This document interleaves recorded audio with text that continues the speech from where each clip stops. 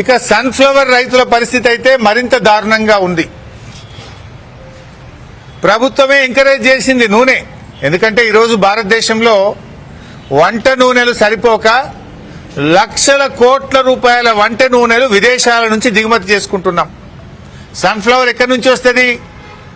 Ukraine దేశం నుంచి, Russia దేశం నుంచి. ఆయిల్ పామ్ ఏమో మలేషియా నుంచి, ఇతర దేశాల నుంచి పంట నూనెలు దిగుమతి చేసుకుంటున్నాం. దానివల్ల లక్షల కోట్ల విదేశీ మారక ద్రవ్యం భారతదేశం కోల్పోతా ఉంది. అందుకోసం ప్రభుత్వమే ఆయిల్ పామ్ కానీ, గ్రౌండ్ నట్ కానీ, సన్ఫ్లవర్ లాంటి పంటలు పండించమని ప్రోత్సహించింది. కానీ ఆ ప్రభుత్వమే నూనెలు వచ్చే పంటలు పండిస్తే ఆ రైతుల నెత్తిన శటగోపం పెడతా ఉన్నారు. ఇవాళ ఏమైంది? సన్ఫ్లవర్ కు 7,280 రూపాయల మద్దతు ధర ఉంది. 7,280 రూపాయలు ఉంది. కానీ కొనుగోలు కేంద్రాలు ఈ రాష్ట్ర ప్రభుత్వం ఇంతవరకు స్టార్ట్ చేయలేదు. ఇవాళ సిద్దిపేటలో సన్ఫ్లవర్ వస్తే 6,000 రూపాయలకు అమ్ముకుంటున్నారు.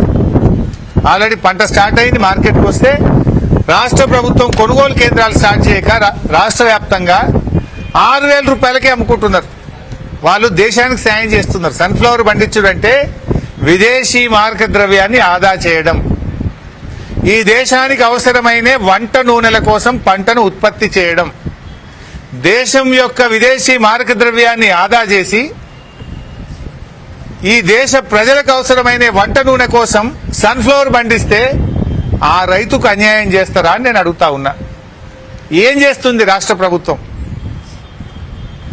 తక్షణమే రాష్ట్ర వ్యాప్తంగా ఎక్కడెక్కడైతే సన్ఫ్లవర్ పండిందో ఆయా ప్రాంతాల్లో పొద్దుతిరుగుడు పంట కొనుగోలు చేయడానికి కొనుగోలు కేంద్రాలు ప్రారంభించాలని రాష్ట్ర ప్రభుత్వాన్ని డిమాండ్ చేస్తున్నాను.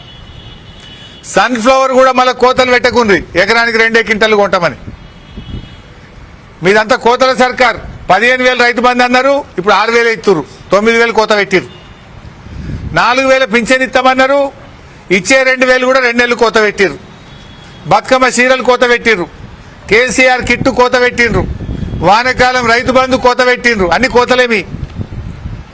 గొర్రెపిల్లలు ఇవ్వకుండా 2వ విడత గొర్రెపిల్లలకు కోత పెట్టిర్రు. మత్స్యకారులకు, గంగపుత్రులకు చేప పిల్లలు ఇవ్వకుండా కోత పెట్టిండ్రు. మీదంతా కోతలే. ఎన్నికల ముందు ఆ కోతలు, ఎన్నికలైనాక ఈ కోతలు. దయచేసి కందులు గాని, సన్ఫ్లవర్ గాని, గ్రౌండ్ నట్ పండించిన రైతులకు కోతలు లేకుండా, షరతులు లేకుండా రైతు పండిన కాడికి, పంట పండించిన కాడికి మద్దతు ధరకు పంటను కొనుగోలు చేయాలని చెప్పి డిమాండ్ చేస్తున్నాం. సన్ఫ్లవర్ కూడా వెంటనే కొనుగోలు కేంద్రాలు స్టార్ట్ చేయాలని కూడా డిమాండ్ చేస్తున్నాం. ఇక రైతు బంధు ఊరిచ్చుడు ఎక్కువ. దసరాకేస్తామన్నారు, కొత్త సంవత్సరం అన్నారు, 26 జనవరి అన్నారు. ఇప్పటికి వేసింది ఎకరం అన్నారు. ఆ ఎకరానికి కూడా వాళ్ళే 15,000 అంటది, 6,000 అయ్యబడుతుంది.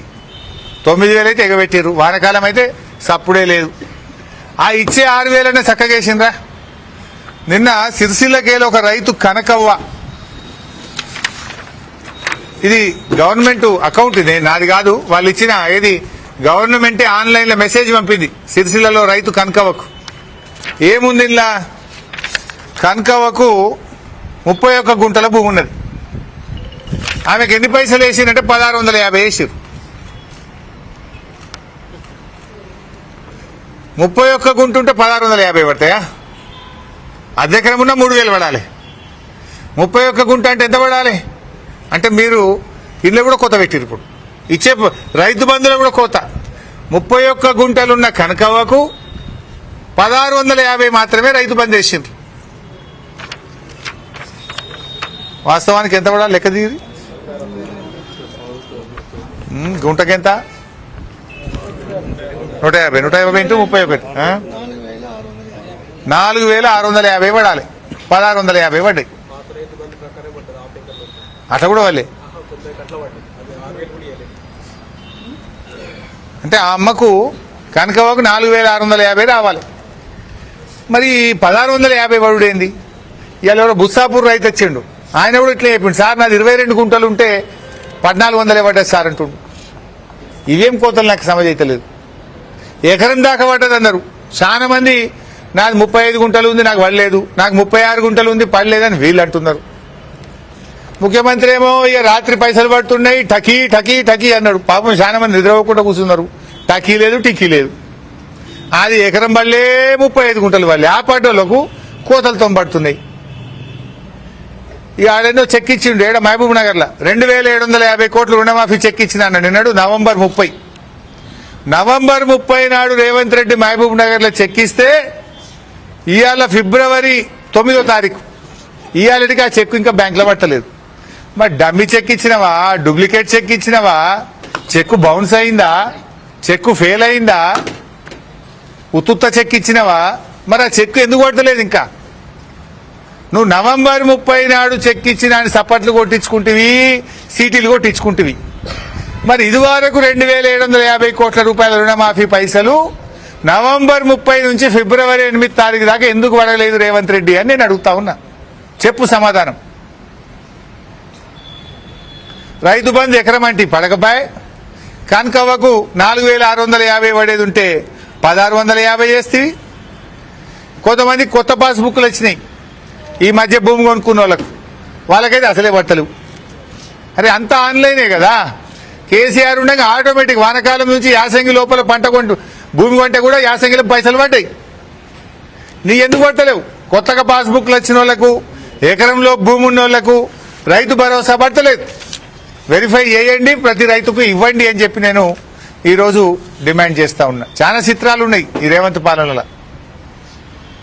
ఈ రేవంత్ చిత్రాలకు పాపం అధికారులు తలలు పట్టుకుంటారు. ఏం చెప్పాలనో కింద రైతులు అడుగుతుంటే సమాధానం చెప్పలేక తలలు పట్టుకుంటున్న పరిస్థితి ఉన్నది.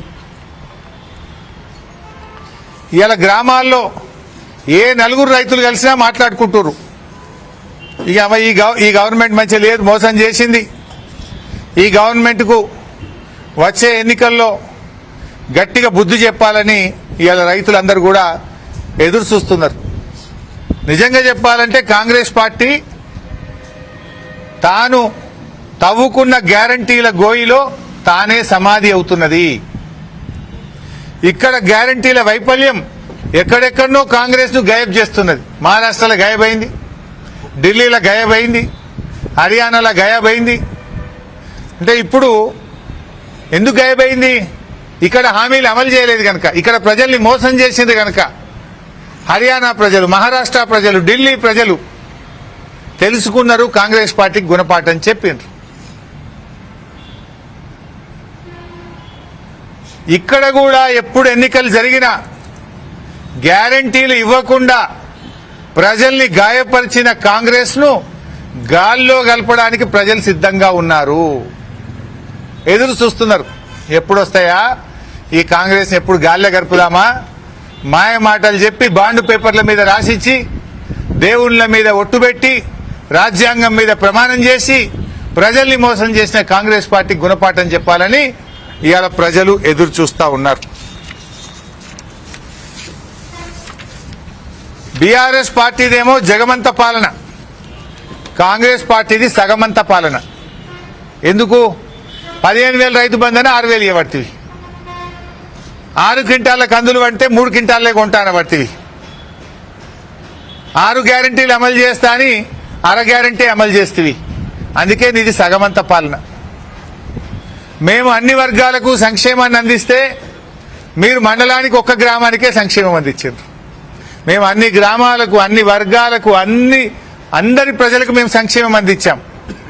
కానీ మీరు మాత్రం కొందరికే, కొన్ని వర్గాలకు